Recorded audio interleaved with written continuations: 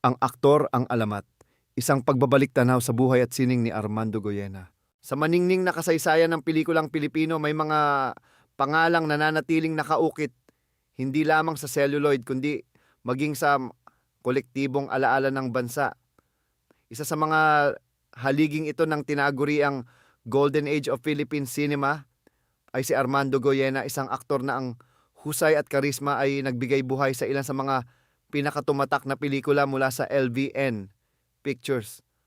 Ang kanyang karera, bagamat nakasentro sa dekada 50, ay nag-iwan ng isang pamanang sumasaklaw sa siningang pag-arte, sa kahalagahan ng pamilya, at sa dignidad ng isang tunay na bituin. Mga unang yugto mula komersyo patungong tanghalan, bago pa man siya makilala sa kanyang screen name na Armando Goyena. Siya ay si Jose Goyena Revilla, isang binatang nagtapos ng kursong komersyo sa De La Salle College, ngayon De La Salle University. Matapos ang kanyang pag-aaral, pinamahalaan niya ang isang soda fountain sa Maynila, isang buhay na malayo sa kislap ng kamera at sa daigdig ng showbiz. Subalit, tulad ng sa isang eksena sa pelikula, ang tadhana ay may sariling paraan ng pagbubukas ng pinto. Isang araw, sa hindi inaasahang pagkakataon, napadako sa kanyang pinamamahalaang establishmento ang tanyag na mandudula at pambansang alagad ng sining para sa teatro, si Wilfrido Maria Guerrero, upang magkape. Agad na napansin ni Guerrero ang natatanging tindig at presensya ng binatang si Goyena. Sa matalas na mata ng isang direktor, nakita niya ang potensyal na hindi pa nasusubok. Dahil dito, inanyayahan niya si Goyena na sumali sa kanyang prestihiyosong grupo, ang Filipino Players. Ang paanyayang ito ay hindi pinalampas ng binata. Ang kanyang unang pagsabak sa pag-arte ay naganap noong 1900 at 46 sa isang open-air benefit performance para sa mga veterano ng digmaan. Gumanap siya sa dula na pinamagatang Wanted, a Chaperone. Ito ang naging simula ng isang masidhing pagkahumaling sa sining ng pagtatanghal. Matapos ang matagumpay na unang pagganap, muling isinama ni Guerrero si Goyena sa mga sumunod na produksyon. Kabilang dito ang mga dulang Condemned at Wow, These Americans noong 1947.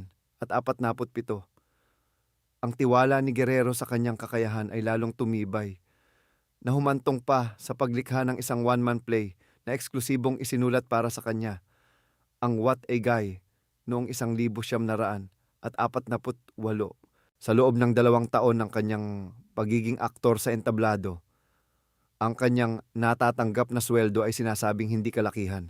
Ito ay sapagkat karamihan sa mga produksyong kanyang nilahukan ay may layuning pangkawang gawa. Gayunpaman, ang karanasan ay higit pa sa salapi. Ang tanghalan ang nagsilbing kanyang pinakamahusay na paaralan.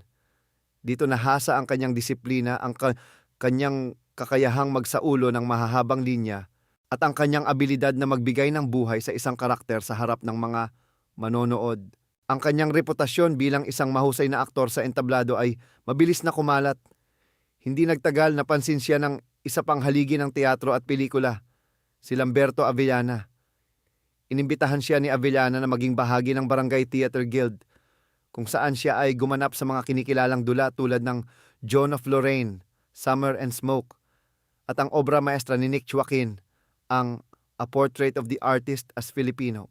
Ang mga karanasang ito ang nagpatibay sa kanyang pundasyon bilang isang seryosong aktor, isang bagay na magiging pinakamalaki niyang puhunanan sa pagpasok sa industriya ng pelikula. Ang paglipat sa pinilakang tabing, pagsilang ng isang bituin sa LVN, dala ang mayamang karanasan mula sa teatro. Nagpasya si Armando Goyena na subukan ang kanyang kapalaran sa mabilis na umuunlad na mundo ng pelikulang Pilipino. Sa tulong ng kanyang ina, na kaibigan ng matriarka ng LVN Pictures na si Doña Sisang de Leon, nagkaroon siya ng pagkakataong makipag-usap sa isa sa mga pinakamakapangyarihang tao sa industriya. Pinayuhan siya ni Doña Sisang na maghintay ng tamang pagkakataon.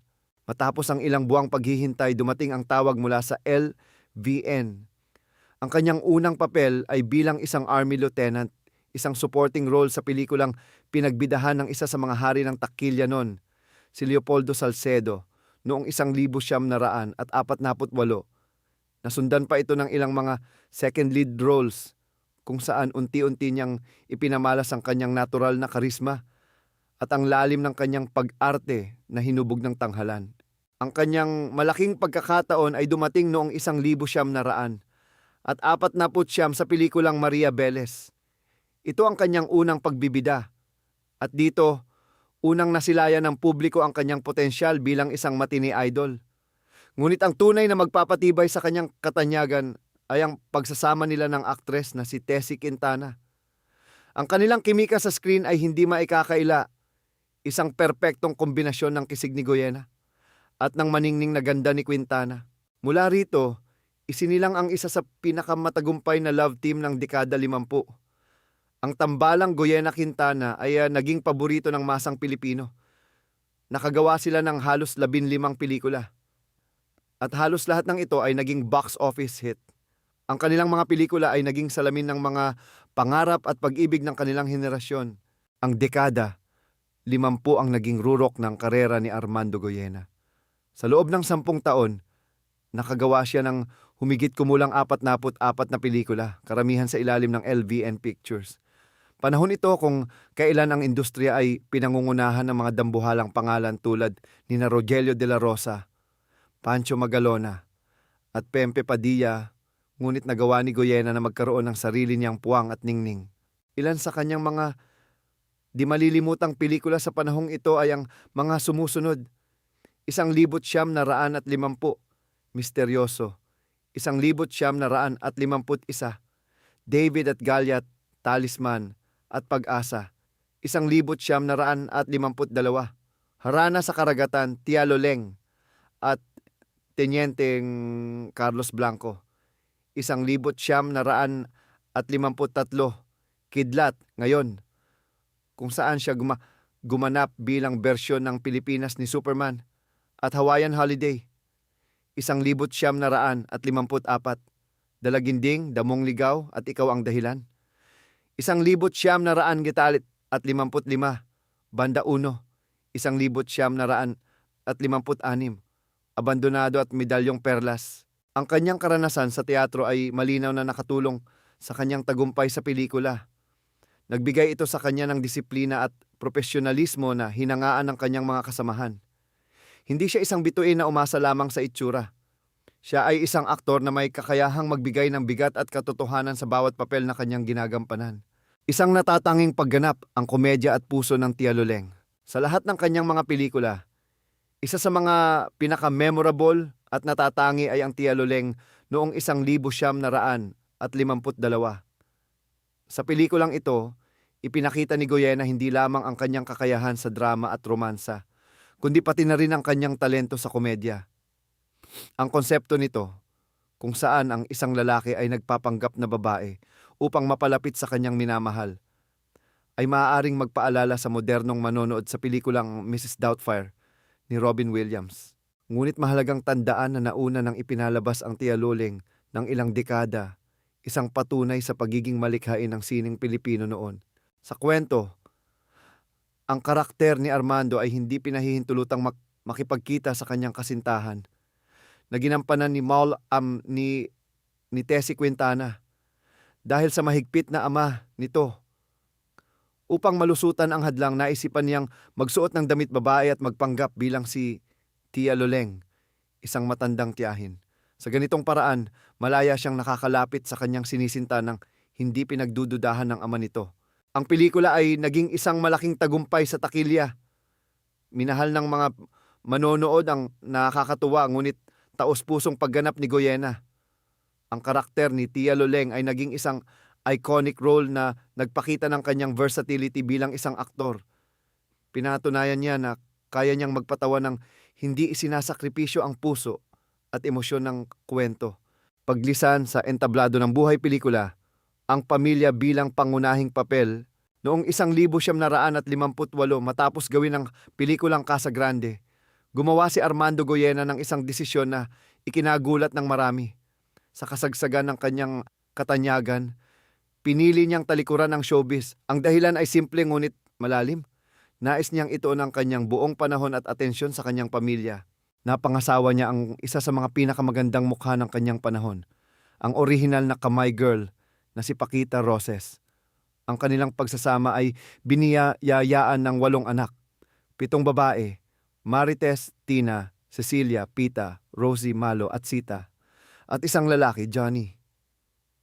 Para kay Goyena, ang pagiging asawa at ama ang kanyang pinakamahalagang papel, isang pagganap na hindi matutumbasan ng anumang parangal o kasikatan. Sa isang panayam, ibinahagi niya na tulad ng ibang mag-asawa, dumaan din sila ni Paquita sa mga karaniwang pagsubok sa kanilang 59 na taong pagsasama. Isang masayang alaala na kanyang ikinuwento ay ang isang araw ng mga puso, kung kailan niregaluhan lamang niya ang kanyang asawa ng tsokolate, nang walang kasamang bulaklak. Nagtampo raw si Paquita, ngunit ang mga ganitong simpleng di pagkakaunawaan ay madali rin nilang nalulutas at kalaunan ay nagiging isang matamis na alaala na lamang na kanilang nginingitian.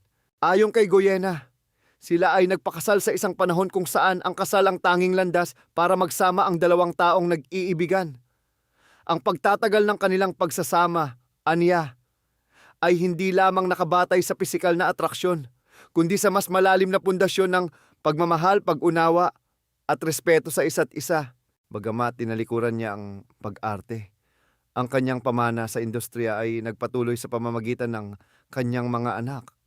Ilan sa mga ito ay pumasok din sa showbiz, kabilang sina Marites, Johnny at Tina Revilla na sumikat noong dekada 70. Ang impluwensyang ito ay umabot pa sa kanyang mga apo tulad ni Bernard at Miko Palanca, Bianca Araneta at Lexie Schultz na pawang mga nakilala rin sa industriya.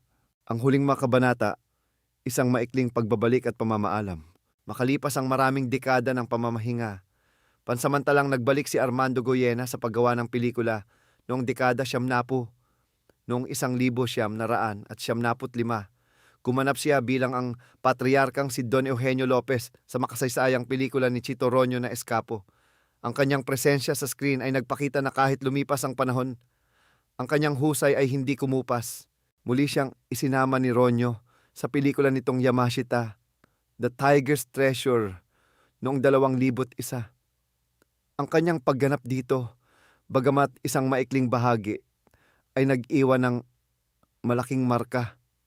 Sa katunayan, para sa papel na ito, natanggap niya ang kanyang kauna-unahan at natatanging parangal bilang Best Actor mula sa FAMAS, Filipino Academy of Movie Arts and Sciences Awards. Isang karangalang matagal nang dapat igawad sa isang aktor ng kanyang kalibre. Ang kanyang huling paglabas sa pelikula ay noong 2004.